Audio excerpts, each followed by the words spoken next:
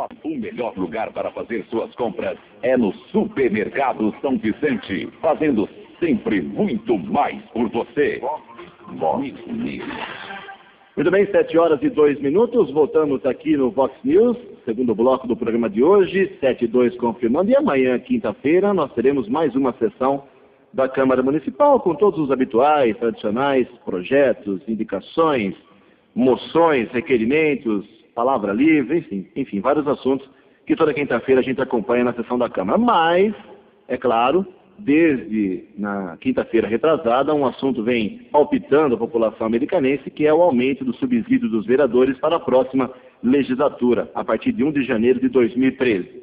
Inicialmente, a proposta de 59% foi apresentada pela mesa e aprovada pela maioria. Causou uma grande reação negativa na cidade, é claro, já que a maioria das categorias teve aumento esse ano na faixa de 6%, 7%, 8%, 10% no máximo.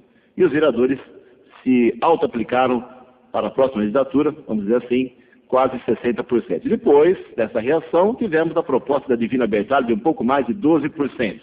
E agora surge, já faz 2 dias, estamos divulgando isso, a proposta de aumento zero, que é de autoria do Dair Dias, do PV, e também do Luiz Antônio Crivellari. Só que, nesse ínterim, logo depois da apresentação da proposta inicial de 60%, o professor e advogado Wellington Zigart, que tem uma vida política ativa, que na cidade acompanha as coisas da Câmara Municipal, indignado como muita gente, foi ao Ministério Público para tentar, quem sabe, vetar essa iniciativa.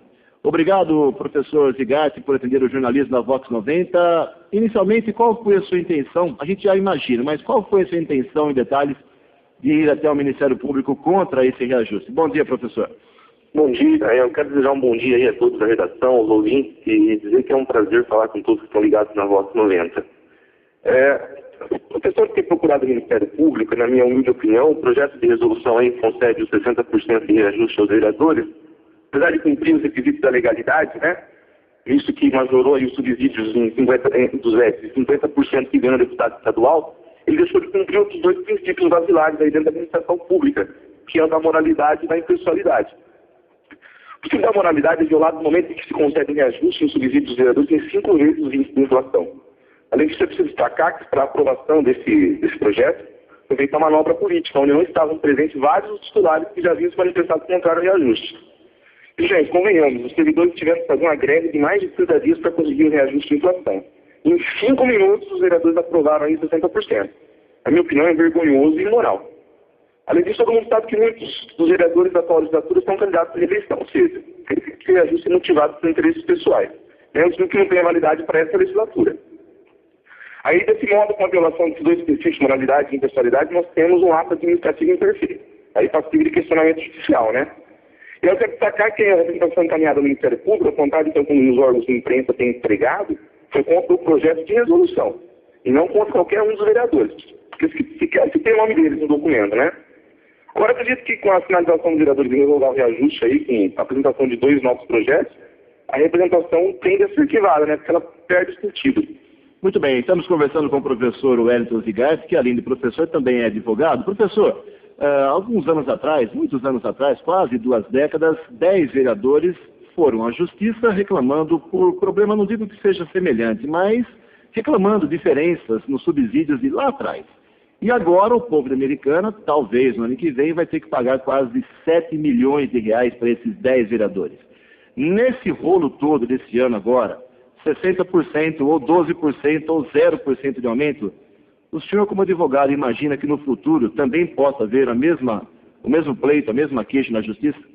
Olha, se eu fosse vereador da atual legislatura, eu até assinaria o projeto de 0% proposto pelo capitão aí, mas eu exigiria uma condição, né, que todos que aprovarem que se comprometam publicamente, por escrito, que não ingressarão futuramente com ações contra a Câmara, porque 0% de reajuste também é legal.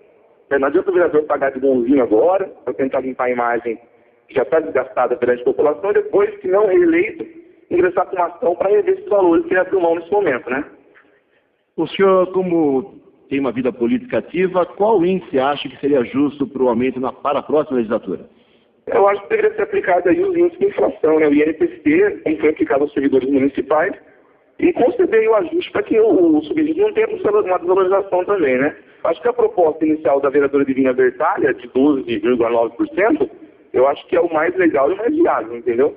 Para encerrar essa nossa entrevista, 7 horas e 6 minutos, no último final de semana aconteceu uma manifestação popular contra o aumento e é muito provável que todos ou parte dos manifestantes esteja amanhã na sessão da Câmara. O senhor acha que é interessante ou o senhor entende que vai haver um acordo hoje entre os 3 vereadores e não vai ser necessário mais barulho em cima disso?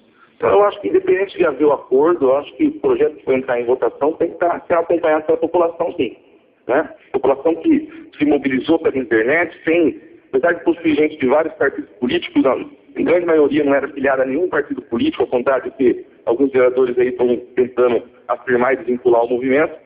Eu acho que a população tem que estar presente, sim, tem que acompanhar a votação, e não só nesses projetos polêmicos. Eu acho que a Câmara deveria ser um espaço do cidadão, deveria estar sempre cheia, mas a gente sabe que por conta dos horários que ocorrem as sessões, acaba dificultando o acesso da população à Casa de Leis, né?